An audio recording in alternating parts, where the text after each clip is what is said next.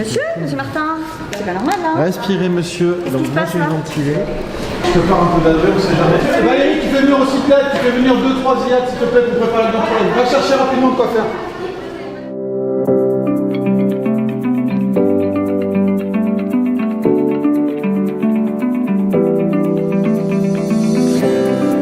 La Polyclinique Jean Villard a fait le choix que ces professionnels soient formés au sein même de l'établissement par des techniques innovantes de simulation. C'est la volonté commune entre les médecins et la direction qui souhaitait mettre en place une formation sur les prises en charge d'urgence vitale. Ça fait travailler sur plusieurs choses, sur le savoir, donc l'apprentissage des prises en charge, sur le savoir-faire. Ça nous permet aussi de travailler sans risque pour le patient sur des situations d'urgence.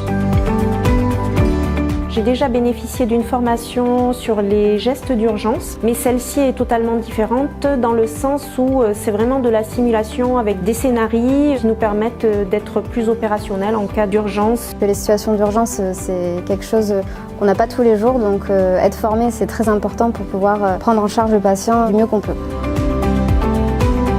On fait intervenir un organisme extérieur dans le cadre de situations complexes comme les grandes urgences en maternité. L'avantage de cette coopération interne-externe, c'est de maintenir les compétences. Ça va permettre déjà de connaître l'environnement, de connaître les besoins des salariés, de connaître aussi le matériel qu'on utilise, parce qu'on va vraiment faire la formation in situ, donc en utilisant le matériel avec lequel ils ont l'habitude de travailler. Ça permet aussi d'avoir un retour des salariés sur la formation, sur ce qu'on peut améliorer. Les changements, il y a le côté cohésif qui apparaît très vite. Les professionnels parlent entre eux puisque cette formation est à l'intérieur de l'établissement. Ils s'en disent du bien ou ce qu'ils attendent et il faut remonter directement du coup à la formatrice.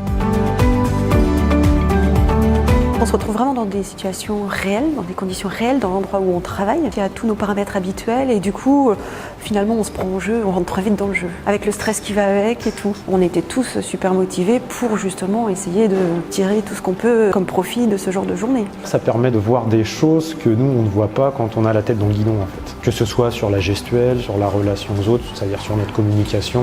On a pris plaisir à communiquer selon les codes qu'on avait appris, à boucler des boucles, à horodater, à exprimer tout ce qu'on faisait. Le fait d'écouter l'autre et de s'écouter parler fait qu'on change aussi notre façon de voir les choses pour s'améliorer. Et puis de renforcer en plus notre façon de travailler au sein d'une même équipe. Ce qui était différent sur les simulations précédentes où là on était plus fréquemment avec des gens avec qui on n'avait pas forcément l'habitude de travailler. Là ça permet en fait de renforcer une équipe tout simplement.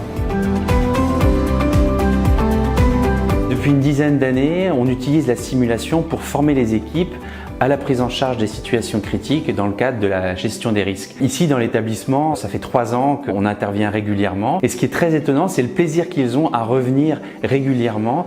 C'est presque devenu une routine en fait. Pour notre équipe, ça nous ressoude très fortement. À chaque fois, ça nous relance dans l'année. Ça me paraît complètement nécessaire de renouveler à chaque fois, de raviver notre mémoire. Il y a être une équipe, quoi. Et de nos jours, ça devient fondamental au sein de l'équipe anesthésiste IAD, mais aussi médico-chirurgicale. Il y a le chirurgien, il y a les IBOD. On est un petit monde qui, s'il fonctionne bien ensemble, ça peut relever des situations catastrophiques. Même dans la vie de tous les jours, finalement, c'est un intérêt au-delà du domaine médical. On y va ? À l'attaque ?